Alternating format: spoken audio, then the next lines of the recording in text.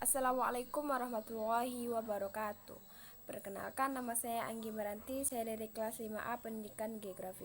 Baiklah, di sini saya akan menjelaskan materi yang pertama, yaitu mengenai tentang tugas dan tanggung jawab pendidik.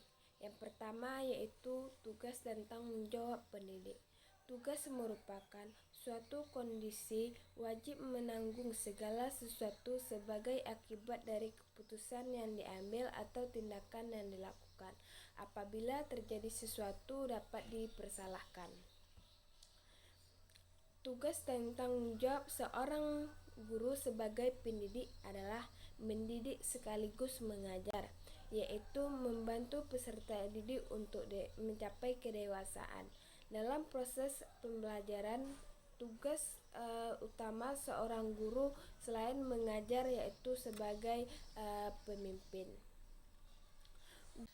Guru atau pendidik sebagai orang kedua sekaligus sebagai penanggung jawab pendidik anaknya didik setelah orang tuanya di dalam keluarga memiliki tanggung jawab untuk memberi pendidik yang baik untuk peserta didik. Apabila keduanya orang tua menjadi penanggung jawab utama pendidikan anaknya ketika di luar pendidikan formal atau sekolah, maka guru atau pendidik merupakan penanggung jawab utama pendidik melalui pendidikan formal anak yang berlangsung di sekolah. Karena tanggung jawab merupakan konsekuensi logis dari sebuah amanat yang dipikul di atas pundak para guru dan pendidik di lingkungan. Hadis mengenai tugas dan tanggung jawab pendidik. Nabi bersabda, "A'udzubillahi minasyaitonirrajim. Bismillahirrahmanirrahim. An Abdi Umar radhiyallahu anhu qala Rasulillahi sallallahu alaihi wasallam, kullukum sab'alun an aradiyati qala fa'imun ra'in wa huwa masa'alan ani radiyati warrujulu radiya fi ahlihi wa huwa masya'un la an aradiyati wa mara'atu radiyatun fi baiti wajiha wa hiya ma'ullatu an aradiyatiha wa khadimu ra'in fahiya mala abiyati wa huwa hulun ani radiyati fa kullukum ra'i wa kullukum mas'alun an ana radiyati. Haddasi Zohaya Rawah Sama. Arti hadis tersebut, setiap kamu bertanggung jawab atas kepemimpinannya. Maka seorang imam adalah pemimpin dan bertanggung jawab atas kepemimpinannya. Seorang laki-laki adalah pemimpin dalam keluarganya. Dia bertanggung jawab atas kepemimpinannya. Perempuan adalah pemimpin dari rumah suaminya dan dia bertanggung jawab atas kepemimpinan tersebut. Pembantu adalah pemimpin atau penanggung jawab terhadap harta tuannya. Dia bertanggung jawab atas kepemimpinannya. Seorang anak adalah pemimpin terhadap harta ayahnya dan dia bertanggung jawab atas kepemimpinannya. Maka setiap kamu adalah pemimpin dan bertanggung jawab setiap kamu atas kepemimpinannya. Selanjutnya yaitu isi kandungan atau makna hadis tersebut, yaitu dalam hadis dapat dipahami bahwa tanggung jawab merupakan kewajiban individu sebagai hamba Allah yang kewajibannya dititipkan amanat untuk menjadi pemimpin atau penguasa, termasuk adalah seorang guru. baik pemimpin dirinya maupun pemimpin terhadap apa dan siapapun menjadi tanggung jawabnya. Karena itu sebagai orang yang mengemban amanat profesi yang mulia, seorang guru adalah pemimpin sekaligus pelayan bagi peserta didiknya. Itu memiliki tanggung jawab untuk memimpin dan melayani peserta didiknya dengan sebaik-baiknya, karena pada saatnya akan diminta pertanggungjawaban atas kepemimpinan tersebut. Guru atau pendidik sebagai orang tua kedua dan sekaligus penanggung jawab pendidik dan anaknya harus bertanggung jawab atas sikap, tingkah laku, dan perbuatan anak didiknya. Selanjutnya yaitu ayat tentang tanggung jawab dan tugas seorang pendidik yang terdapat dalam Quran surah Al-Imran ayat 164 yang berbunyi, A'udzubillahi minasyaitonirrajim. Bismillahirrahmanirrahim. Laqad manallahu 'alal mu'minin isba'asa fihim rasulam min anfusihim yaslu 'alaihim ayatihi wa yuzakkihim wa yu'allimuhum bil kitab wal hikmati wa in kanu min qablu lafi dhalalin mubin.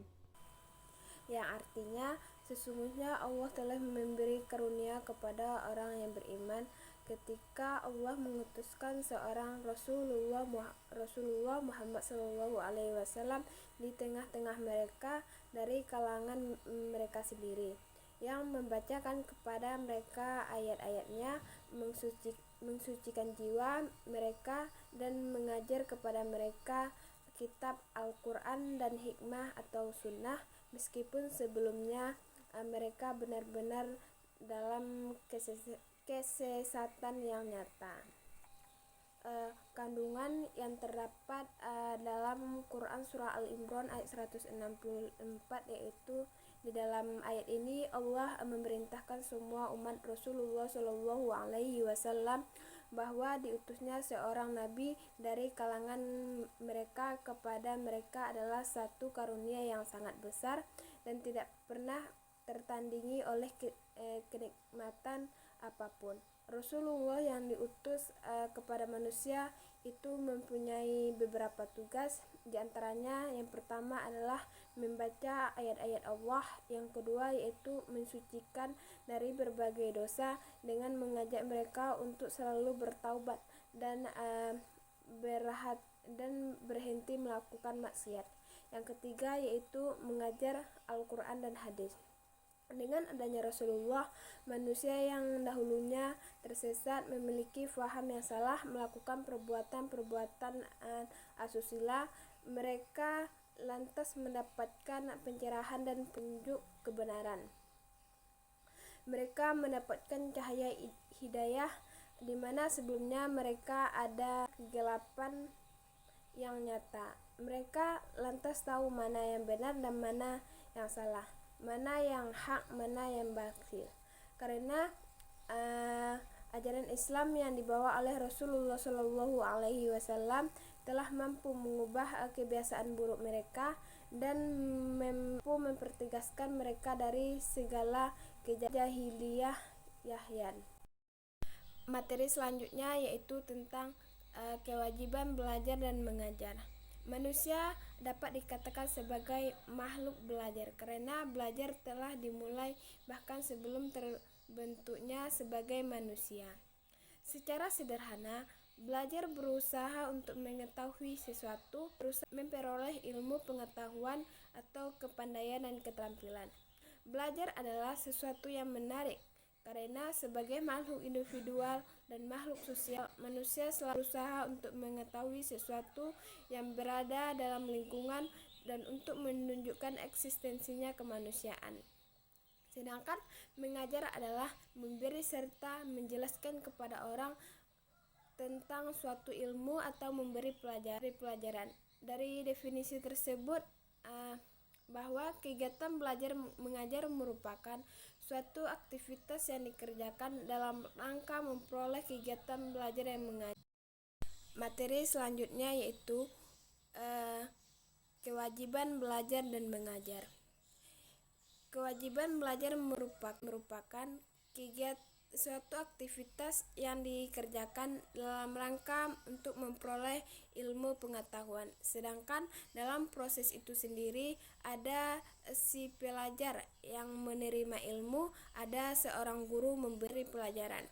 Maka berbicara tentang mengajar tidak bisa dilepaskan dari ilmu pengetahuan itu sendiri sebagai objek dari kegiatan ini. Sejak awal kehadirannya, Islam telah memberi perhatian yang amat besar terhadap kegiatan belajar dalam arti yang seluas-luasnya. Hal ini diantara dapat terlihat yang ditegaskan dalam Al-Quran dan pada secara empiris dapat dilihat dalam sejarah. Yang dimaksud belajar yang mengajar pendidik dalam arti yang seluas-luasnya di sini adalah pendidik yang bukan hanya berarti formal seperti sekolah, tetapi juga informal atau non-formal, yaitu pendidik dan pengajar dapat dilakukan siapa saja yang memiliki ilmu pengetahuan dan keahlian kepada siapa yang membutuhkan di mana saja mereka berada, menggunakan sarana apa saja, dengan cara apa saja, sepanjang ayat tentang kewajiban belajar dan mengajar yang terdapat dalam Quran surah Al-Alaq ayat 1-5 yang berbunyi, A'udzubillahi minasyaitonirrajim. Bismillahirrahmanirrahim. Iqra' bismi rabbikal ladzi khalaq. Khalaqal insana min 'alaq. Iqra' bismi rabbikal akram. Alladzi 'allama bil qalam. 'Allamal insana ma lam ya'lam. Yang artinya, bacalah dengan nama Tuhanmu yang menciptakannya, yang menciptakan manusia dari segumpal darah. Bacalah demi Tuhanmu yang paling pemurah, yang mengajar dengan perantara kalam, yang mengajar manusia apa-apa yang tidak diketahui. Quran surah Al-Alaq ayat 1-5. Kandungan ayat surah Al-Ayat 1-5 ini, Al-Quran secara dini menggarisbawahi pentingnya membaca dan keharusan adanya keikhlasan serta kepandaian memilih bacaan yang tepat. Namun pengetahuan tidak hanya terbatas pada apa yang dapat diindrakan saja. Pengetahuan juga meliputi berbagai hal yang tidak dapat diindra.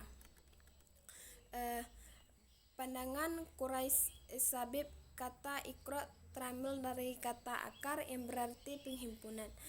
Dari penghimpunan lahirlah aneka makna seperti penyampaian, penelaahan, mendalami, meneliti, mengetahui ciri-ciri sesuatu dan membaca teks tertulis maupun tidak tertulis. Wahyu pertama itu tidak menjelaskan apa yang harus dibaca, karena Al-Quran menghendaki umatnya membaca apa saja selama bacaan tersebut bismi rabbik dalam arti bermanfaat untuk kemanusiaan. Iqra berarti bacalah, telitilah, damailah, ketahuilah ciri-ciri sesuatu. Bacaan alam, tanda-tanda zaman, sejarah maupun diri sendiri, yang tertulis maupun tidak tertulis. Dihasilkan objek perintah Iqra mencakup segala sesuatu yang dapat dijangkau. Materi selanjutnya yaitu hadis tentang kewajiban belajar yang berbunyi, A'udzubillahi minasyaitonirrajim. Bismillahirrahmanirrahim.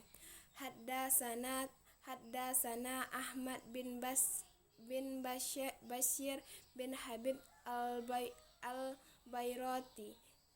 Haddatsana Muhammad bin Mustafa. Haddatsana Abbasa bin Ismail al-Hisaim. Haddatsana Hakim bin Atiyah. Haddatsana Asim al-Ahwal. Haddatsana bin Malik. Haddatsana Rasulullah sallallahu alaihi wasallam qala talibun ilmi faridatun alal kulli muslimin. Hadis riwayat al-Bayroti.